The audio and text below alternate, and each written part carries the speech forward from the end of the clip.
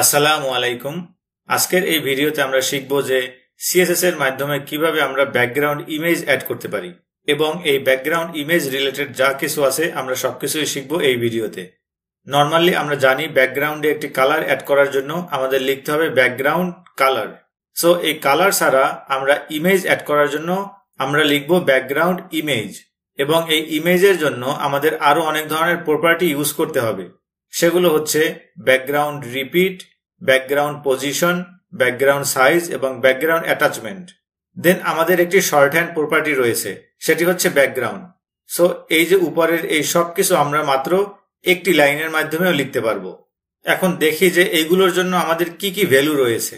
একটি background image add করার জন্য আমরা লিখব ব্যাকগ্রাউন্ড হাইফেন ইমেজ, এবং এই প্রপার্টিটির ভিতরে আমরা একটি ভ্যালু দিব, সেটি হচ্ছে ইউআরএল, এবং দেন এর ভিতরে আমরা আমাদের ইমেজটি দিব।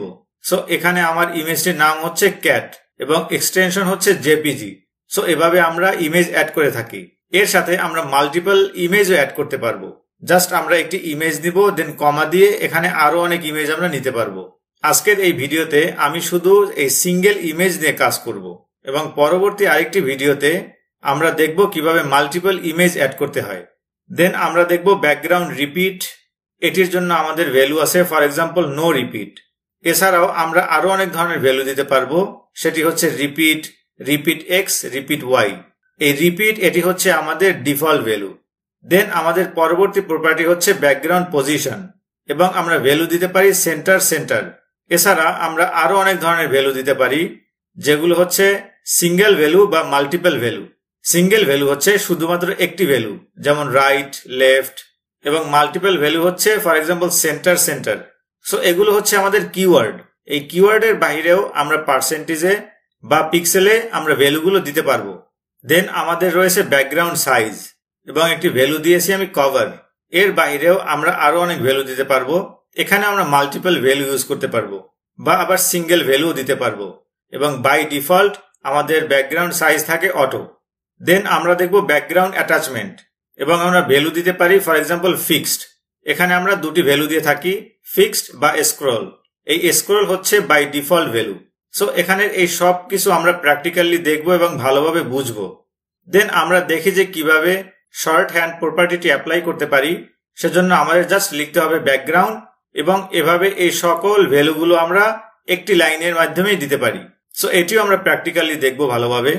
এটি হচ্ছে আমাদের HTML ফাইল, এবং এখানে আমি আমাদের CSS গুলো করব। সো দেখুন, এই ব্যাকগ্রাউন্ড ইমেজ আমরা এই বডির উপরে অ্যাপ্লাই করব। আপনি যদি চান এই বডির ভিতরে যে কোনো একটি সেকশনের উপরেও অ্যাপ্লাই করতে পারেন। ফর এক্সাম্পল আপনি একটি ডিভ নিয়ে এই ডিভের উপরেও আপনি অ্যাপ্লাই করতে পারেন, বাট আমি এখানে এই বডির উপরে অ্যাপ্লাই করব।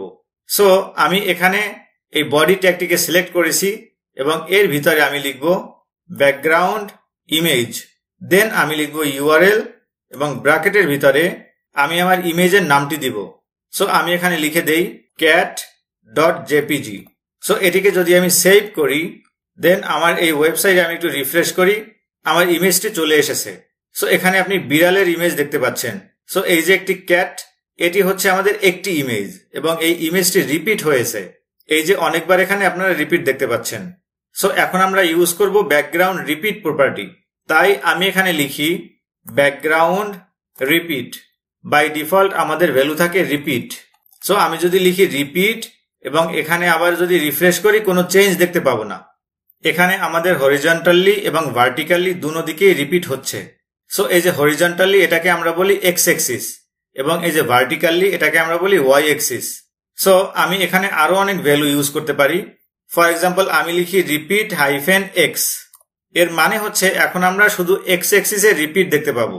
আমি এখানে আবার একটু রিফ্রেশ করি, দেখুন আমরা শুধু এক্স এক্সিসে বা হরিজন্টালি রিপিট দেখতে পাচ্ছি।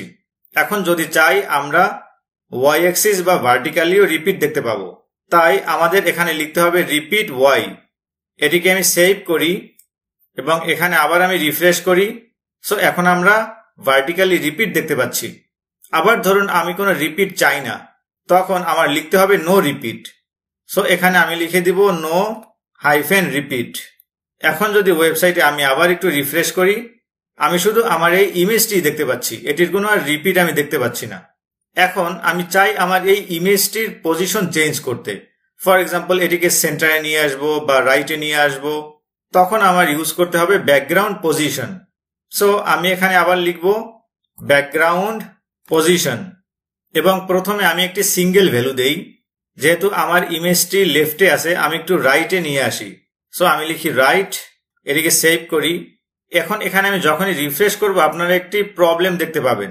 এই যে দেখুন, ইমেজটি আমার উপরে চলে গেছে এবং অর্ধেক আমি দেখতে পাচ্ছি। আমি যদি আবার এখানে লিখি বটম, দেন আমি এটিকে আবার একটু রিফ্রেশ করি, দেখুন ইমেজটি আমি আরো দেখতে পাচ্ছি না। সো এটি আমার কেন হলো? দেখুন, যখন আমি এখানে বডি ট্যাগের উপরে অ্যাপ্লাই করেছি, এই বডি ট্যাগের ভিতরে কিন্তু কোনো কন্টেন্ট নেই। এর মানে আমার এই বডির কিন্তু কোনো সাইজ নেই। মানে যদি আমি এখানে একটি বর্ডার দেই 1 পিক্সেল সলিড ব্ল্যাক, এটিকে সেভ করার পরে আমি যদি এখানে রিফ্রেশ করি, দেখুন আপনারা জাস্ট একটি লাইন দেখতে পাচ্ছেন। মানে আমার এই বডির ভিতরে কোনো কন্টেন্ট নেই, মানে এটির কোনো সাইজও নেই। সো এখন আমি এই বডির ভিতরে যদি কোনো কন্টেন্ট নিয়ে আসি, যেমন আমি এখানে কিছু কন্টেন্ট দিলাম, দেন এখন আমি এখানে একটু রিফ্রেশ করি, দেখুন যে আমার বর্ডারটি এখান থেকে শুরু হয়েছে এবং একেবারে এই নিচে চলে এসেছে। সো এবার একটু আপনারা লক্ষ্য করুন, এখান থেকে আমি বর্ডারটি এখন রিমুভ করে দেই এবং এখানে আমি পজিশনটি দিয়ে দেই রাইট, এটিকে সেভ করি। দেন এখানে যখনই আমি রিফ্রেশ করব, দেখুন ইমেজটা আমি এখন রাইট সাইডে দেখতে পাচ্ছি এবং বাই ডিফল্ট রাইট সাইডের সেন্টারে দেখতে পাচ্ছি।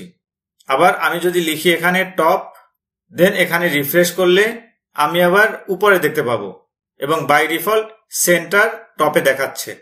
সো এভাবে আমি যদি এখানে আবার সেন্টার লিখি, এর মানে আমি একেবারে মাঝখানে দেখতে পাবো। সো আমি একটু রিফ্রেশ করি, এই যে মাঝখানে চলে এসেছে। এখন ধরুন আমি চাই যে একেবারে এই পজিশনে দেখাবে। সো এই পজিশনটি হচ্ছে আমাদের বটম রাইট, মানে নিচের দিকে একেবারে রাইট সাইডে। সো তখন আমি মাল্টিপল ভ্যালু ইউজ করতে পারি। সো আমি এখানে লিখে দেই বটম, দেন আমি আবার লিখি রাইট।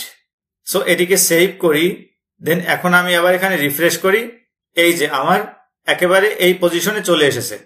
সো এভাবে আমি যদি চাই এখানে দেখাবো, তখন আমি লিখব টপ রাইট। সো আমি একটু লিখে দেখি, এখানে জাস্ট আমি লিখে দেব টপ, এটিকে আবার আমি সেভ করি, এখানে রিফ্রেশ করি, এখন আমার উপরে চলে এসেছে। সো এইভাবে আমি যে কোনো পজিশনে নিয়ে যেতে পারবো। সো সেন্টারের জন্য আমি মাল্টিপল ভ্যালু ইউজ করতে পারি। জাস্ট আমি লিখে দেব সেন্টার এবং এখানে আমি লিখব সেন্টার এবং এখানে একটু রিফ্রেশ করি, একেবারে সেন্টারে চলে এসেছে। এখন চাইলে আমি এই ভ্যালুটি পার্সেন্টেজে বা পিক্সেলেও দিতে পারি। সেটি কিভাবে একটু দেখুন। আমি এখান থেকে এটিকে এখন একটু রিমুভ করে দেই এবং প্রথমে আমি লিখি এখানে 20%। এই 20% হচ্ছে আমার হরিজন্টালের জন্য, মানে প্রথমে আমি যেই ভ্যালুটি দিব সেটি হচ্ছে আমার হরিজন্টালি মুভ করবে। এবং সেকেন্ড ভ্যালুটি আমি একটু দেই 60%, এটি হচ্ছে ভার্টিক্যালের জন্য। সো হরিজন্টালি এর 20% সরে যাবে এবং ভার্টিক্যালি 60% সরে যাবে। সো এটিকে আমি সেভ করি, দেন এখানে যদি আমি একটু রিফ্রেশ করি, এখানে এই হরিজন্টালি এখানে হচ্ছে আমার 20% এবং এই যে ভার্টিক্যালি এখানে হচ্ছে আমার 60%। সো হরিজন্টালিও আমি যদি 60% চাই, তখন আমি এখানে লিখে দিব 60। সো আবার আমি এখানে একটু রিফ্রেশ করি, দেখুন এই দিকে চলে এসেছে। আবার যদি চাই আমি পিক্সেলেও দিতে পারবো। ফর এক্সাম্পল আমি যদি এখানে দেই 20 পিক্সেল এবং এখানে ধরুন আমি দিলাম 300 পিক্সেল। সো এটিকে আমি এখন একটু সেভ করি, দেন এখানে যদি আমি রিফ্রেশ করি, দেখুন এই যে হরিজন্টালি এখানে হচ্ছে আমার 20 পিক্সেল এবং এই যে উপর থেকে এখানে হচ্ছে আমার 300 পিক্সেল। সো এভাবে আমরা পিক্সেলেও দিতে পারি। এরপরে আমাদের রয়েছে ব্যাকগ্রাউন্ড সাইজ, সেটি একটু দেখি। সো এখান থেকে এই ব্যাকগ্রাউন্ড পজিশন এটি আমি কমেন্ট আউট করে রাখি, দেন আমি লিখি ব্যাকগ্রাউন্ড সাইজ, যেটি হচ্ছে বাই ডিফল্ট আমাদের থাকে অটো, মানে একেবারে শুরুতে আমরা যেখানে দেখেছিলাম এবং যেই সাইজের দেখেছিলাম এই যে এখানে। সো এটি হচ্ছে আমাদের ব্যাকগ্রাউন্ড সাইজ অটো এবং যেটি হচ্ছে আমাদের ডিফল্ট ভ্যালু। এখন এখানে আমাদের বিভিন্ন ধরনের ভ্যালু আছে যেটা আমরা দিতে পারি। ফর এক্সাম্পল আমাদের একটি ভ্যালু আছে যেটির নাম হচ্ছে কন্টেইন। সো প্রথমে আমি সেটি দেখি, আমি এখানে লিখি কন্টেইন এবং এখন একটু আমরা রিফ্রেশ করে দেখি যে কি হয়। সো দেখুন যখনই আমি রিফ্রেশ করেছি আমার ইমেজটি কিন্তু বড় হয়ে গিয়েছে, কিন্তু আমার এই পুরো ব্যাকগ্রাউন্ডকে কভার করে নাই। সো কন্টেন্ট লিখলেই আমাদের হরিজন্টালি বা ভার্টিক্যালি কভার করে নিবে এবং পুরো ইমেজটি আমরা দেখতে পাবো। এর সাথে ইমেজের অ্যাসপেক্ট রেশিও অনুযায়ী এ বড় হবে, মানে এই ইমেজটি কোনোভাবে স্ট্রেচ করবে না। সো আমার এই ইমেজটির একটি সাইজ রয়েছে, আপনার ইমেজটির আবার অন্য আরেক ধরনের সাইজ থাকতে পারে এবং সেই সাইজ অনুযায়ী আপনার হয়তোবা হরিজন্টালি পুরো ব্যাকগ্রাউন্ডকে কভার করতে পারে এবং ভার্টিক্যালি কিছু অংশ আপনার বাদ থাকতে পারে। সো এটি পুরোপুরি ডিপেন্ড করে আপনার ইমেজ সাইজের উপরে। সো আমার ইমেজ সাইজটি যা আছে এই অনুযায়ী কি হয়েছে যে ভার্টিক্যালি পুরোপুরি ফিল আপ করেছে এবং হরিজন্টালি এখানে ফিল আপ করেনি। এবং আমাদের আরেকটি ভ্যালু আছে যেটির নাম হচ্ছে কভার। সো আমি এখানে কভার লিখে দেখি যে কি হয়। কভার, এটিকে আবার আমি একটু সেভ করি, দেন এখানে এখন আবার একটু রিফ্রেশ করি। দেখুন আপনারা ডিফারেন্সটি দেখুন। এখন আমি কভার লেখার সাথে সাথে কি হয়েছে, আমার পুরো ব্যাকগ্রাউন্ডে ইমেজটি দেখাবে এবং ইমেজটির কিছু পার্ট ক্রপ হয়ে গিয়েছে। সো ব্যাকগ্রাউন্ড কভার লিখলে কি হয়, ইমেজটি আমার পুরো ব্যাকগ্রাউন্ডে চলে আসবে, মানে আমার পুরো ব্যাকগ্রাউন্ডে কভার করবে। সো এক্ষেত্রে আপনার ইমেজের কিছু অংশ ক্রপ হয়ে যাবে, যেমন আমার এই ইমেজের নিচের কিছু অংশ ক্রপ হয়ে গিয়েছে, কারণ এই ইমেজটি বাই ডিফল্ট এর অ্যাসপেক্ট রেশিও মেইনটেইন করার চেষ্টা করতেছে। সো যেহেতু অ্যাসপেক্ট রেশিও মেইনটেইন করতেছে তাই ইমেজের নিচের অংশ ক্রপ হয়ে গিয়েছে, কিন্তু পুরো আমার ব্যাকগ্রাউন্ডে আমি ইমেজটি দেখতে পাচ্ছি এবং কন্টেন্ট লিখলে আপনার পুরো ইমেজটি আমরা দেখতে পারবো। সো আমরা এভাবে বলতে পারি, যখন আমরা লিখব কন্টেন্ট তখন আমরা পুরো ইমেজটি দেখতে পাবো এবং ইমেজটি হরিজন্টালি বা ভার্টিক্যালি পুরো ব্যাকগ্রাউন্ডে চলে আসবে। এবং কভার লিখলে কি হবে, ইমেজটি আমার পুরো ব্যাকগ্রাউন্ডকে কভার করবে এবং ইমেজের কিছু অংশ আমরা দেখতে পাবো না। এবং আমার এই দুইটি ভ্যালুর ক্ষেত্রেই আমার ইমেজের অ্যাসপেক্ট রেশিও ঠিক রাখবে। দেন আমরা এই ভ্যালুগুলো যদি চাই আমরা পার্সেন্টেজে অথবা পিক্সেলেও দিতে পারবো, সেটি একটু দেখি। এখান থেকে এখন আমি এটি রিমুভ করে ফর এক্সাম্পল আমি দিলাম 50%। এটিকে সেভ করলে এখানে রিফ্রেশ করি, এখন ইমেজটি আমরা 50% দেখতে পাচ্ছি পুরো ব্যাকগ্রাউন্ডে। সো যখন আমরা একটি সিঙ্গেল ভ্যালু দিব তখন কি হচ্ছে, ইমেজের অ্যাসপেক্ট রেশিও অনুযায়ী এ 50% নিয়ে নিছে। যদি আমি এখানে বাড়িয়ে দেই ফর এক্সাম্পল 80%, এটিকে সেভ করি, দেন এখানে আবার একটু রিফ্রেশ করি, দেখুন অ্যাসপেক্ট রেশিও অনুযায়ী ইমেজটি কিন্তু বড় হয়ে গিয়েছে। আবার যদি আমি এখানে দেই 100%, আমি লিখি 100, সো আমরা যখন কভার ইউজ করি যেরকম দেখতে হয় আমার 100% লিখলেও সেরকমই দেখতে হবে। সো এখানে এখন আমি একটু রিফ্রেশ করি, দেখুন 100% মানে আমার এই ব্যাকগ্রাউন্ডের 100%কে কভার করতেছে। এবং এখানে আরেকটি ইম্পর্টেন্ট বিষয় কি, যেটি হচ্ছে আমার এই ইমেজটির অ্যাসপেক্ট রেশিও ঠিক রাখতেছে, মানে ইমেজটি কোনোভাবে স্ট্রেচ হবে না। এখানে এখন আমরা দুইটি ভ্যালু ইউজ করে এই ইমেজটিকে বিভিন্নভাবে স্ট্রেচ করতে পারি এবং আমাদের এই ব্যাকগ্রাউন্ডে সেট করতে পারি, সেটি একটু দেখি এখন। সো আমি এখন এখানে দুইটি ভ্যালু ইউজ করব।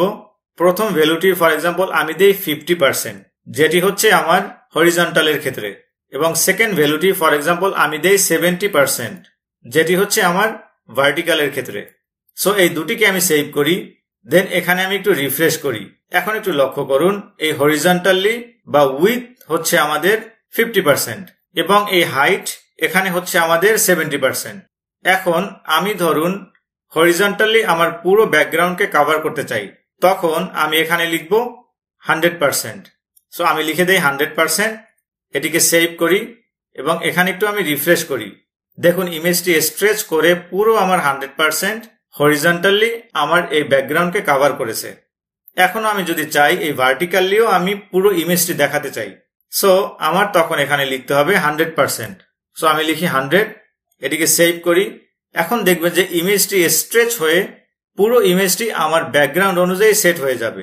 সো আমি এখানে রিফ্রেশ করি, এখন পুরো ইমেজটি আমার ব্যাকগ্রাউন্ডে চলে এসেছে এবং ইমেজের কোনো অংশ ক্রপ হয়নি, বাট এক্ষেত্রে কি হয়েছে, ইমেজটি একটু স্ট্রেচ হয়ে গেছে। সো এই সেম ভ্যালুগুলি আমরা আবার পিক্সেলেও দিতে পারি। ফর এক্সাম্পল এখানে আমি আবার দুইটি ভ্যালু দিব। প্রথম ভ্যালুটি আমি দেই 200 পিক্সেল এবং সেকেন্ড ভ্যালুটি আমি দেই 500 পিক্সেল। সো প্রথম ভ্যালুটি হচ্ছে আমার উইথের জন্য এবং সেকেন্ড ভ্যালুটি হচ্ছে আমার হাইটের জন্য। সো এটিকে আমি সেভ করি। এখানে এখন আমি আবার একটু রিফ্রেশ করি, দেখুন স্ট্রেচ হয়ে গেছে। এখানে উইথ হচ্ছে আমাদের 200 পিক্সেল এবং হাইট হচ্ছে 500 পিক্সেল। সো এরপরে আমাদের রয়েছে ব্যাকগ্রাউন্ড অ্যাটাচমেন্ট, সেটি কি আমরা একটু দেখি। ধরুন আমি এখানে 100% 100% দিয়ে রাখি, 100% 100%।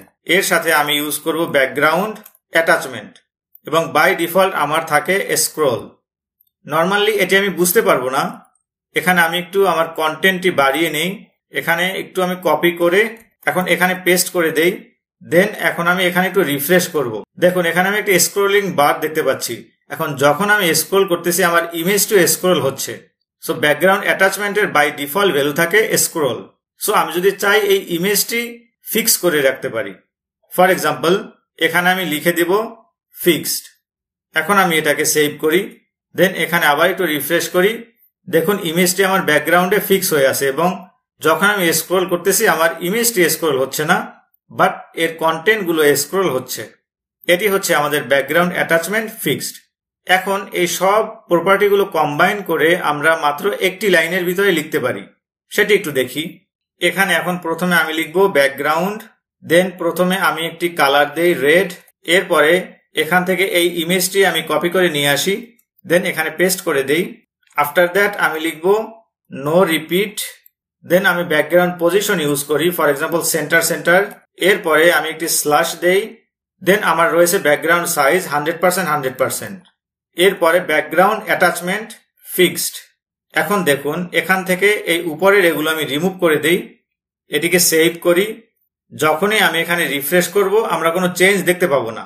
এই যে আমি রিফ্রেশ করতেছি কিন্তু কোনো চেঞ্জ দেখতে পাচ্ছি না, মানে আমার এই যে শর্ট হ্যান্ড প্রপার্টি এটি কাজ করতেছে ঠিকভাবে। সো আবার একটু দেখি, এখানে আমি লিখেছি রেড এবং এখানে একটি ইমেজ।